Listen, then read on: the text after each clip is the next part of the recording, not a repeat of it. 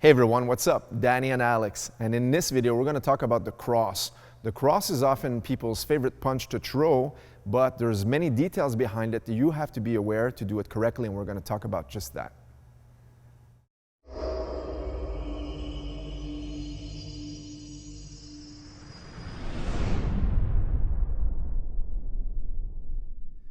So of course, we want to get into this natural striking stance, okay? The Muay Thai stance, mixed martial arts stance, whatever you're practicing as a martial art discipline. But just like in the previous video we did 2 days ago about the straight left or the jab, the same principles will apply on your cross or the straight right, okay? So you want to have a nice guard stance, okay? If you're in Thai boxing, you have a wider stance, that's okay too. Or sometimes we have a more of a narrow stance, whichever you prefer, right? But the idea is when we throw our cross, is we want to shoot it in a straight line, just like an arrow. So if I'm facing you guys in the camera, my right hand is going to shoot straight out, turning my 2 first knuckles at the end when I make contact, like this, straight out. Okay, so from the side, it looks like this, straight out. Now notice a couple of common mistakes I want to talk about. And these are bad habits, because if you don't correct these things now, you'll end up having to fix them later on anyhow, and then bad habits are hard to break, okay? So the first one that I see a lot is people pulling their hand back before they shoot the cross, okay? So it looks like this. They pull the hand back, and then they swing their punch out, okay? So facing you guys, this is what it looks like.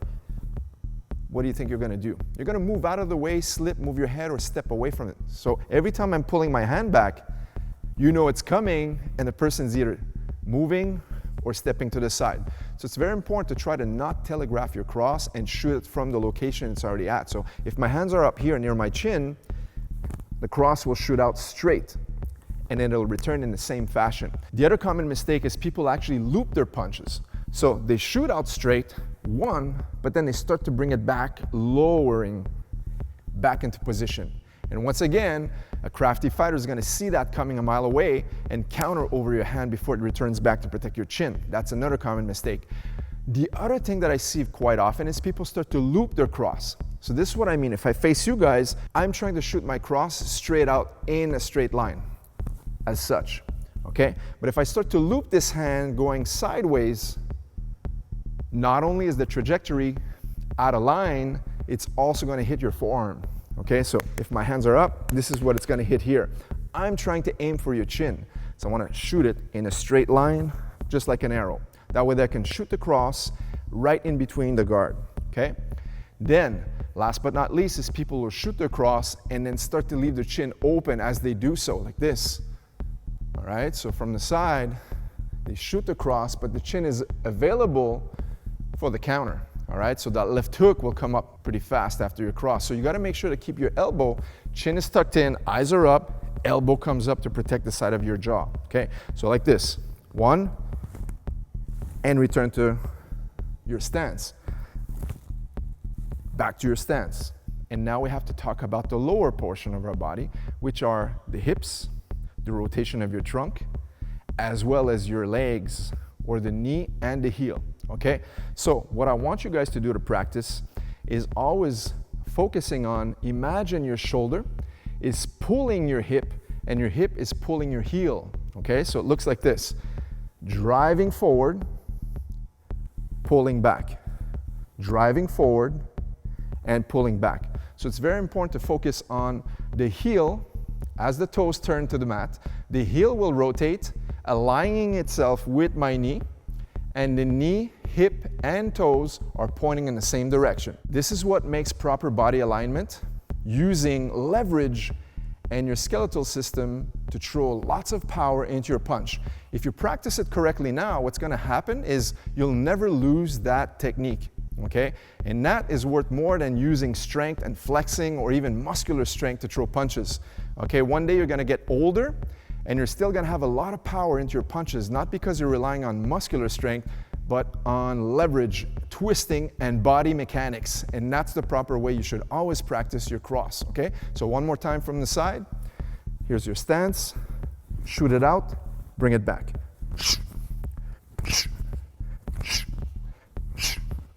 As such. Now I'm going to bring in Alex to help us demonstrate these common mistakes and where the bad habits create holes into your game when you shoot out that right hand, okay? So let's put Alex on this side here so you guys can see on the camera. When I talked about pulling the hand back, this is telegraphing my motion. So if I'm gonna shoot a straight hand lead, when I shoot this out, he's gonna see it coming from a mile away. What is he gonna do? He's gonna step away from it. I go here, and then he sees it coming. He's already gone, right?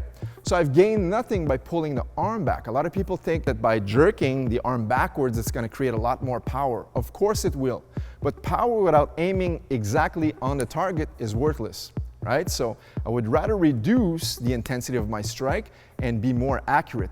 So by not telegraphing now, boom, straight into the target without him seeing what's coming at him, okay? That's the first tip. Then we talked about looping your arm around. So this is what happens if his guard is up and I start to curve my cross, watch where I'm gonna hit on the forearm, okay? So if I do it sideways for you guys to see here on an angle in the camera, watch here where my cross is gonna land.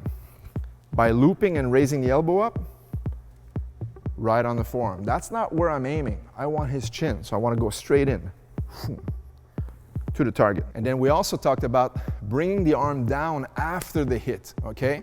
Now this is what could happen. He moves his head back, I miss the cross. As I start to lower my punch, he comes back in with his counter, boom, my hand was low. Same thing with the left hook, right? He moves back, one, and then left hook counters, boom. Before I can return back to position, my chin is exposed. And that's something in striking you always want to protect is your chin. If you're not fast enough to move, you have to have your hands up to block it. Next up is also the shoulder. Watch this. What I mean by having the shoulder low and the chin exposed is if he's a crafty fighter, he's gonna capitalize on that. So when he sees the cross coming, my chin's exposed, he's gonna slip to the left and watch me. Boom! Right on the button, okay? That's something we wanna avoid, like we wanna avoid the coronavirus, okay? So once again, if my shoulder is down, whap, and then boom, that's his counter, all right? By having the chin down and the shoulder up, watch the difference. When I throw this straight right, boom. And let me lower myself a little bit so it makes it more realistic with Alex, okay? So this is same level height, right? So right here, boom. And your shoulders protecting your chin while the hand is out, doing its job. And the last pointer is about the lower body, aligning your heel, your knee, and the hip bone towards the target, okay? So now, I'm not gonna use Alex's head, I'm gonna use his shoulder. Sideways, please. Yes, just like that. Just to show you, without too much intensity, the difference between throwing your right hand with the lower body engaged versus not turning enough, okay? So let's say, for example, this was the target, okay?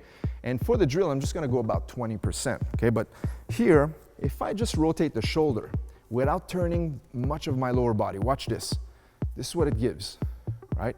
Number one, there's no power. And number two, for example, if he was at a further distance away and I don't engage the lower body, no matter how far I'm trying to get, there's no leg engagement, okay? Now watch the difference when I start to rotate my heel off the ground, pivoting on my toes, aligning the knee and the hip bone towards the target, which is this. Now I can reach it, okay? One more time. Now I can reach the target. Understand what I'm saying? So guys, when you practice at home, make sure you look at yourself in the mirror. This is a good time while the academy is closed to perfect your technique. We want to do some conditioning workouts, that's all nice and dandy, but the idea is improve your technique. Conditioning you can work on. Technique, you have to master that craft. Once you have it, even if you're a little bit out of shape, one day you become older and you still want to work out, even spar with the younger guys, if you have technique, you have that skill level, that knowledge that no one can catch up with, okay? So the cross, being one of most people's favorite punch, is something you have to learn to do correctly, and you have to practice it until you can master it perfectly, and then it becomes just instinct. Your body just kicks in every time you shoot that right hand out, and you don't even think about all these details, they're just autopilot. Guys, thanks for watching, we'll see you in the next video. Pull it in, there's gonna have more power, but power without reaching the same target. A lot of people think by jerking the arm, a lot of people think by hurting